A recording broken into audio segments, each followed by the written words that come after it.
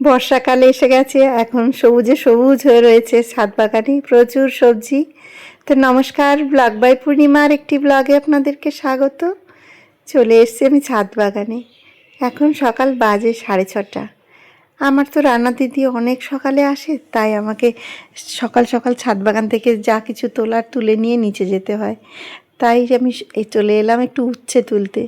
আর এখন ওই যে বৃষ্টি পড়ছে, বৃষ্টির জল পেয়ে দেখুন উচ্ছে গাছে এত উচ্ছে ধরেছে।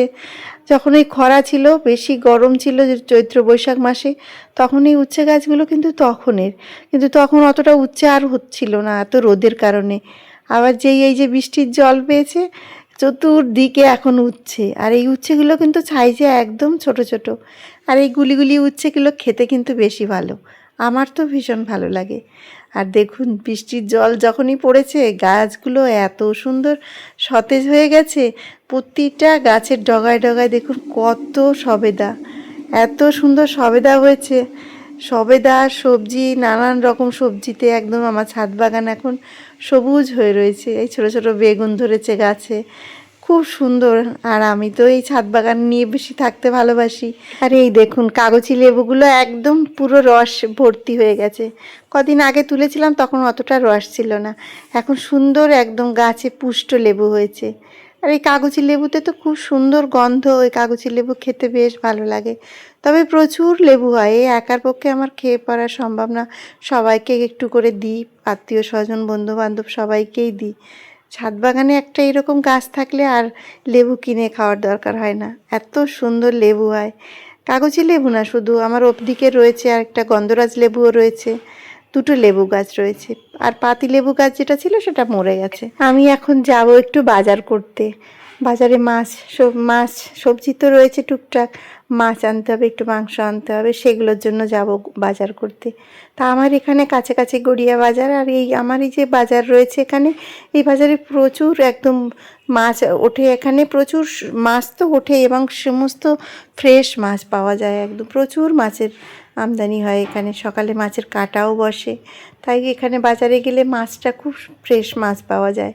তা যাব কিছু মাছ আনতে। আর সব সময় তো বাজারে যেতে পারি না, যখন বাজার যাই তখন আমি একটু বেশি করে মাছ মাংস সব কিছু নিয়ে আসি। আর এই যে সবজি তুললাম বেশ কিছুটা, আর অল্প কিছু সবজি বাজার থেকে নিয়ে আসবো।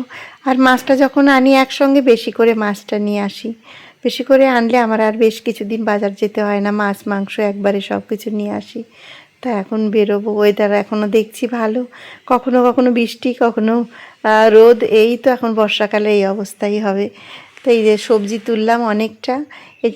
এই যে টবের মধ্যে একটা সুন্দর শাক হয়েছিল, এই শাকটা তুলে নিলাম। এই শাকটা ঘিয়ে কাঞ্চন শাক বলে, এই শাকটা আবার মাছের ঝোলে খায়। একটাই তুলেছি, একটাই হয়েছিল এখানে বড়, সেইটা দিয়ে এখন জ্যান্ত মাছ দিয়ে ঝোল করব। এটা খেতে বেশ ভালো লাগে। তা একটা শাকই হয়েছিল, অনেকটা বড় হয়েছিল, তুলতে গিয়ে যে ভেঙে গেল। এটা কচি কচি, এর মাঝখানটা শাপলার মতন ফাঁপা থাকে এই শাকটা, খেতে দারুণ। আর কিছু পুঁই শাকের পাতা, কিছু কুমড়োর শাক, কিছু কলমি শাক সব মিক্সড করে কিছু শাক তুলে নিলাম, এই শাকটা ভাজি করব। এই মিক্সড শাক ভাজি কিন্তু খেতে ভীষণ ভালো লাগে। তাই এই যে সবজিগুলো হয় ছাদ বাগানে সেগুলো আর ফেলি না, টুকটাক সেখান থেকে পাতাগুলো তুলে নিই।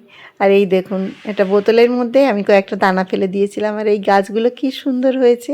এই ফুল গাছের যে দানাগুলো হয় সেই দানা নিয়ে আমি সমস্ত টবের মধ্যে ছড়িয়ে দিই, আর চতুর্দিক থেকে এই ফুল গাছগুলো উঠে যায়। আর যখন ফুল ফোটে খুব সুন্দর লাগে দেখতে।